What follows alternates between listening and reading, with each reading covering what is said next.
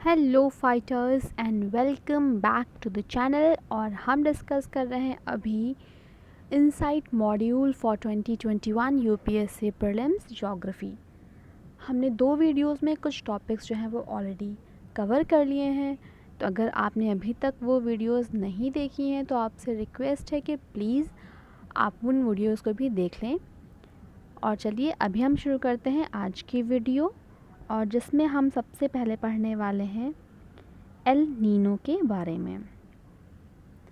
अगर हम latest findings की बात करें या फिर लेटेस्ट फाइंडिंग्स के अनुसार ऐसा माना जाता है कि जो 10 में से करीब 6 ड्रॉट की कंडीशंस होती है नॉन एल नीनो ईयर्स में, वो इंडियन समर मॉनसून सीज़न के टाइम पे होती है। वो भी कब? इन पास्ट सेंचुरी लगभग की। ऐसा माना जाता है कि ये किसके तहत होता है? एटमॉस्फेरिक डिस्टर्बेंस के तहत। और ये कहाँ से होता है? नॉर्थ अटलांटिक रीजन से। मतलब जब नॉर्थ अटलांटिक रीजन में एटमॉस्फेरिक डिस्टर्बेंस होते हैं तो जो एक नॉन एल नीनो ईयर होता है जो कि इंडियन समर मॉनसून के तहत आता है, उस टाइम पे 10 में से जो 6 हैं वो उसकी वजह से पूरे के पूरे ड्रॉट की कंडीशन जो है वो निकल के सामने आती है। अब 2014 में इंडिया ने करीब 14% रेनफॉल डेफिसिट को देखा है, या फिर इसे आप एक ड्रॉट की कंडीशन भी कह सकते हो। हालांकि ये जो कंडीशन थी ये एल नीनो या फिर 1986 या फिर 1985 से किसी भी तरह से लिंक नहीं थी। अब जानते हैं कि कौन से फैक्टर्स हैं जो इन्फ्लुएंस करते हैं इन ड्रॉट्स को। ये जो ड्रॉट्स होते हैं ये कॉन्सिक्वेंस होते हैं एक सडन और स्टीप जब ड्रॉप हो जाता है रेनफॉल में, वो भी कब? लेट अगस्त में। अपर एटमॉस्फेयर में जो विंड होती हैं वो जब इंटरैक्ट होती हैं डीप साइक्लोनिक सर्कुलेशन से, जो कि होता है नॉर्थ अटलांटिक का जो कोल्ड वाटर है उसके अब नॉर्मली थोड़ा सा अबव होता है। जब उससे ये इंटरैक्ट होती हैं तब जब जो रिज़ल्ट निकल के आता है, जो रिज़ल्टिंग वेव होती हैं वो एक तरह का एयर करंट की जो रिज़ल्टिंग वेव होती हैं उनको हम रूज बाय वेव कहते हैं, जो कि नॉर्थ अटलांटिक स्क्वीजिंग के थ्रू मतलब के द्वारा कर्व डाउन हो जाती हैं। वो भी कहाँ पे? Tibetan plateau. और फिर क्या करती हैं? जो आपका मिड अगस्त के आसपास का टाइम है उस टाइम पे सब कॉन्टिनेंट को हिट करती हैं, रेनफॉल को सप्रेस करती हैं और थॉरोइंग ऑफ करती हैं कि जो मॉनसून को, जो कि एक तरह का जून स्लम्प का रिकवर होता है। अब जानते हैं आखिर ये एल नीनो होता क्या है।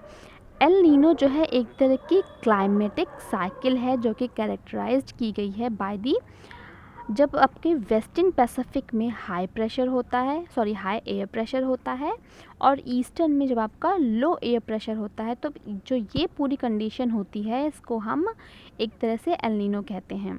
अब इस इवेंट के दौरान जो आपका सी सरफेस का जो टेम्परेचर होता है ईस्टर्न का और सेंट्रल इक्वेटोरियल पैसिफिक ओशन का, वो वार्म होने लगता है।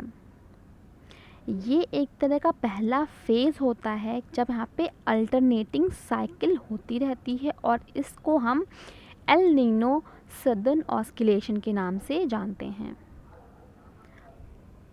अब जानते हैं कि आखिर क्या कॉजेज़ हैं एल नीनो के।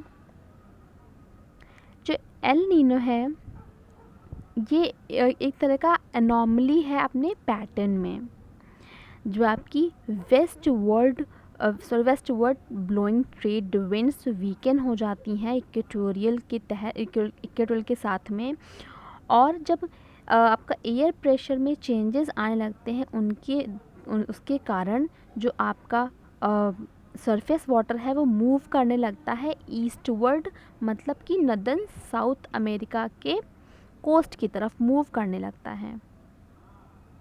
जो आपका सेंटर और ईस्टर्न पैसिफिक रीजन है वो वार्म अप हो जाता है करीब आने वाले 6 महीनों के लिए, और जिसके रिज़ल्ट होता क्या है, जो एल नीनो कंडीशन है वो बन जाती है।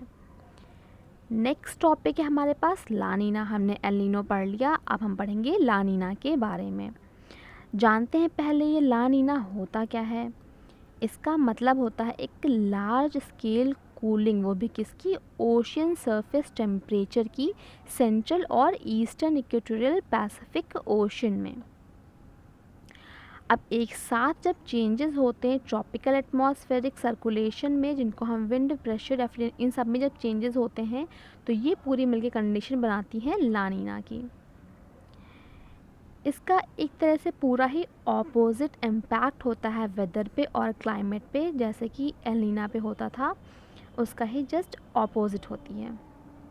इसमें होता क्या है, जो एल नीनो सदर्न ऑस्किलेशन है वहाँ पे वो गर्म होता है, वो गर्म फेज़ होता है। जानते हैं अब हम जो वेदर चेंजेस होते हैं एल नीना की वजह से, उनके बारे में। जो हॉर्न ऑफ अफ्रीका है और जो सेंट्रल एशिया है, वो एक तरह से बिलो एवरेज रेनफॉल को रिसीव करता है due to La Nina. East Africa एक तरह से फोरकास्ट करता है, जिससे कि हम थोड़ा सा ड्रायर देन यूजुअल कंडीशन देख सकते हैं।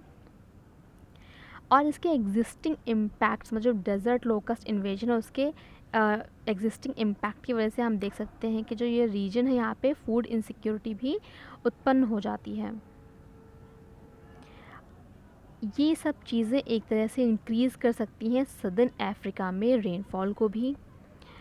ये south western Indian ocean tropical cyclone season को भी अफेक्ट कर सकती हैं, जिससे होगा क्या, जो इंटेंसिटी है वो रिड्यूस हो जाएगी ट्रॉपिकल साइक्लोन्स की।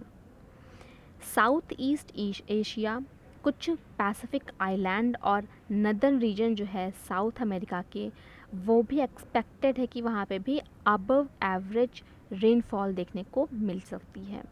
अगर हम इंडिया की बात करें तो इंडिया में ला नीना का मतलब है कि जो कंट्री है वो यूजुअल से थोड़ी सी ज़्यादा जो रेनफॉल है उसको देखेगी, तो फेस करती है, और फ्लड्स भी आने की उम्मीद हो सकती है।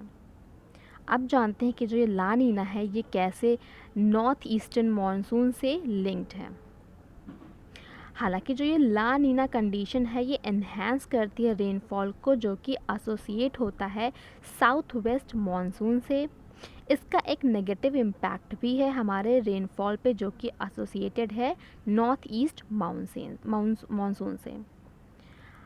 अब जो ला नीना के ईयर के टाइम पे होता क्या, एक सिनॉप्टिक सिस्टम होता है, लो प्रेशर या फिर आप साइक्लोन्स कह सकते हो, जो कि फॉर्म्ड होते हैं बे ऑफ बंगाल में, जो कि रिमेन रहते हैं सिग्निफिकेंटली एक कि नॉर्मल पोजीशन से नॉर्थ में। इसके अलावा वेस्टवर्ड मूव करने की वेस्टवर्ड मूव करने की बजाय ये जो सिस्टम है ये रिकवर होता है।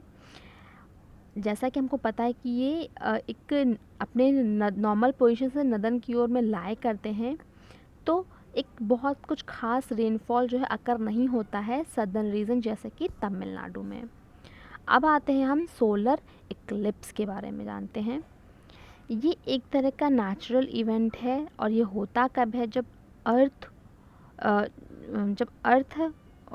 अर्थ जो है वो सोलर इक्लिप्स की बात करते हैं, जो मून है वो जब अपने ऑर्बिट में मूव करता है, और एक ऐसी कंडीशन आती है कि जब मून अर्थ और सन के बीच में आ जाता है, और इस कंडीशन को हम अक्यूल्टेशन के नाम से जानते हैं।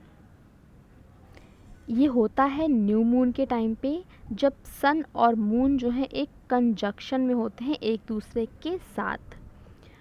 अब एक इक्लिप्स के टाइम पे जो मून की शैडो है, जो कि बेसिकली दो पार्ट में डिवाइड होती है, जिसको हम डार्क उम्ब्रा और लाइटर पेनुम्ब्रा के नाम से जानते हैं, वो अर्थ सरफेस की तरफ मूव होती है। अब बात करते हैं, अगर ऐसा ही सीन है तो आखिरकार हर महीने में सोलर इक्लिप्स क्यों नहीं होता है, ये भी जान लेते हैं आखिर क्यों ऐसा नहीं होता है। अगर जो मून है वो अर्थ से थोड़ा सा पास में हो, और जो इसका एक ऑर्बिटल है वो सेम प्लेस में हो, मतलब ऑर्बिट जो है सर्कुलर हो अगर, तो हम हर महीने सोलर इक्लिप्स को देख सकते हैं। लेकिन जो लूनर ऑर्बिट है वो एक तरह का इलिप्टिकल है और थोड़ा सा टिल्टेड है अर्थ के ऑर्बिट की तरफ, इसीलिए हम केवल साल भर में 5 ही इक्लिप्स को देख पाते हैं। I am sorry. अगर हम सन की ज्योमेट्री को देखते हैं, उनको देखते हुए बात करते हैं, सन, मून और अर्थ तीनों की ज्योमेट्री को, तो जो सन है वो टोटली ब्लॉक हो सकता है या फिर पार्शली भी ब्लॉक हो सकता है। अब जानते हैं सोलर इक्लिप्स के टाइप्स को। तो पहला जो टाइप है वो है टोटल सोलर इक्लिप्स। ये कब होता है? जब मून पूरी तरह से सोलर डिस्क को ब्लॉक कर देता है। अब टोटल सोलर इक्लिप्स में एक जो नैरोवेस्ट पार्ट होता है पाथ का, जहाँ पे सन जो है कम्प्लीटली ब्लॉक्ड होता है और मून कास्ट करता है डार्केस्ट शैडो, जिसको हम उम्ब्रा के नाम से जानते हैं। इस पूरे कंडीशन को नाम दिया गया है जोन ऑफ टोटलिटी। एक फिनोमेना है जिसका नाम है बेलीज बीट्स। ये अक्सर अपीयर होता है एक सनलाइट शाइन के जैसे, जो कि लूनर सरफेस की वैली पे दिखाई देता है। इसका नेक्स्ट है एनुलर सोलर इक्लिप्स।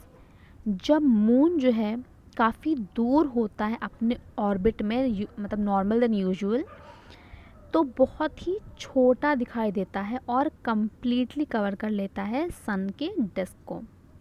अब इस इवेंट के दौरान एक ब्राइट रिंग जो होती है सनलाइट की, शाइन करती है मून के चारों तरफ, और इस टाइप के इक्लिप्स को हमने नाम दिया है एनुलर इक्लिप्स। नेक्स्ट है पार्शियल सोलर इक्लिप्स। ये अकर होता है कब? जब अर्थ जो है मूव करती है ल्यूनर पेनुम्ब्रा, और ये कौन सा पार्ट होता है मून का? थोड़ा सा लाइट पार्ट होता है मून की शैडो का। तब होता क्या है, जैसे ही मून जो है आना शुरू करता है अर्थ और सन के बीच में, तब जो अर्थ है वो थोड़ा सा दूर जाने लगती है। अब इसमें होता क्या है, मून जो है वो कम्प्लीटली सोलर डिस्क को ब्लॉक नहीं कर पाता है, और जिससे कि अर्थ से देखा जा सके, और इसलिए अपनी लोकेशन के हिसाब से हम देख सकते हैं कि वो पार्शियल इक्लिप्स है। और से हमने कभी देखा भी होगा, एक सिल्वर कलर की स्मॉल हल्की सी रिंग दिखाई देती है निकलती हुई, वो इसी का पार्ट होता है, मतलब ये आपका पार्शियल सोलर इक्लिप्स का ही पार्ट होता है। तो हमने हमेशा की तरह 3 टॉपिक जो है कवर कर लिए हैं। अब मिलेंगे आपसे नेक्स्ट वीडियो में, तब तक के लिए thank you and bye bye.